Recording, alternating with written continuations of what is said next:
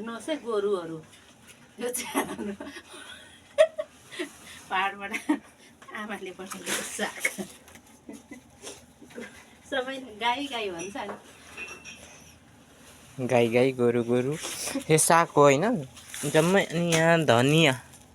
धनियाँ चाहिँ आफ्नै बारीमा फलेको यो आफ्नै बारीको धनियाँ किनेर पठाइदिएको न पाहाडबाट यहाँ सिन्की छ आफ्नै अर्ग्यानिक बारीमा भएको अनि बनाएको यहाँ चाहिँ अझै साग निकाल्दै हुनुहुन्छ यहाँ आलु यति खनाएको छौँ भुइँमा आलु पाहाडबाट पठाएको अझै एक बोरा त खनाउनु बाँकी छ खानु मन छ भने सम्पर्क गर्नुहोला खानु मन छ भने सम्पर्क गर्नुहोला पाहाडबाट पठाइदिनुहुन्छ तर पैसामा है साग खाने भए आउनुहोला साग तपाईँहरूलाई कति खानु मन लाग्छ है आउनुहोला तर यता दिँदैनौँ हामी खानुपर्छ खाने भए सम्पर्क गर्नुहोला म गाइदिन्छु र उखालेर ठुटै भयो होला मुला पो रहेछ त यो त सबै मुनि त गाई चरु अरे हाम्रो चाहिँ यो पाहाडबाट आमाले पठाइदिनु भएको है मम्मी बाबा दाई बहिनी त यहीँ छ भाउजू दिदी भान्जी ए यता उहाँको चाहिँ बहिनी पनि हुनुहुन्छ अनि यो चाहिँ मुला पनि पठाइदिनु भएको रहेछ खानु मन छ भने सम्पर्क गर्नुला यत्रो फल्छ हाम्रो बारीमा यता चाहिँ सानो सानो योभन्दा ठुल्ठुलो फल्छ अझ यही जस्तै छरेको मुला अरे तर खुट्टा जत्रै छ भन्दै थियो आमाले हो रहेछ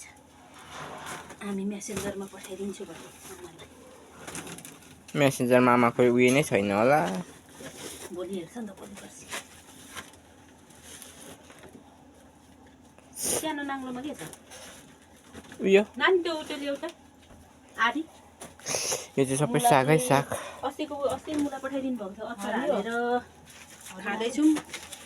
यहाँ चाहिँ छ मटरको साग अझै अस्ति पनि पठाइदिनु थियो हामीले अस्तिको चाहिँ अचार लगाइ खाएको छौँ अस्तिको मटरको साग पनि हिजो खाइसकेको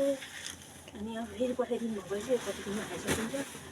यहाँ चाहिँ डुकु पनि रहेछ रायो सागको खाने भए त्यसकोलाई मनपर्छ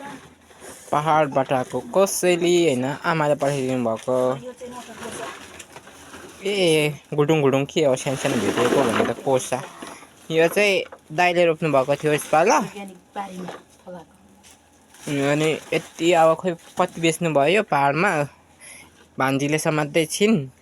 हामी चाहिँ यसरी नै खाइहाल्छौँ फेरि अर्ग्यानिक हो नि त धुनु सुनु केही गर्नु पर्दैन केही उयो औषधि सौषधि हालिँदैन नि त पाहाडतिर अर्ग्यानिक हो क्या एकदम यो त जम्मै आलु नखोल्ने कुरा छ यहाँ पनि छ नि त त्यही भएको कारणले तर कस्तो छ नराम्रो पनि हुनसक्छ छाट्नु पनि पर्ने हुन्छ है नराम्रो भयो भने आफ्नो बारीको भनेको बारीको होइन कुन सक्छ भने हेर्नु चाहिँ हेर्नु यो चाहिँ जहिले बोरा कसैले आउँछ र पो खानु पुगेछ हामी यत्रो 6-6जनालाई नभए त हामी त खानु पुग्दैन के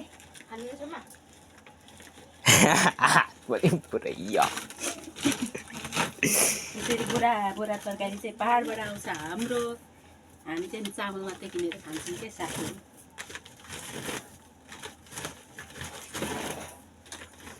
हामी चाहिँ सहरमा बसेर खाने बाबामा चाहिँ गाउँमा काम गर्ने आलु हो के सबै यत्रो बारीमा फलाएको आलु मैले पनि अस्ति रोपिराखेको थिएँ तर त्यो त अस्ति नै खनिसकिहालेँ मैले चाहिँ अस्ति हेरेर मात्रै आएको है यो मुला चाहिँ सबै अस्ति मैले नि हेरेको थिएँ यत्रो भएछ मुला चाहिँ यसरी नै खानु मिल्छ है साथीहरू मलाई चाहिँ मुला मनपर्छ धेरै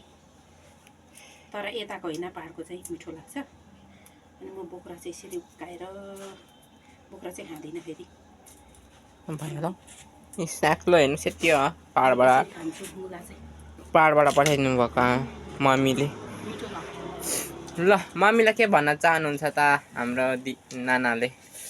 मम्मीलाई सधैँ यसरी पठाइदिनु भन्न चाहन्छु हामी चाहिँ बसी खानु पर्यो नि त त्यही भएर भन्नु त पर्यो भनेर के भन्नु बिचरा आमा बाबु चाहिँ दुःख गर्ने छोराछोरी चाहिँ गाउँ सहरमा सुत्दै खाने धन्यवाद मुला पठाइदिनु भएकोमा। म चाहिँ खाएँ ल साथीहरू।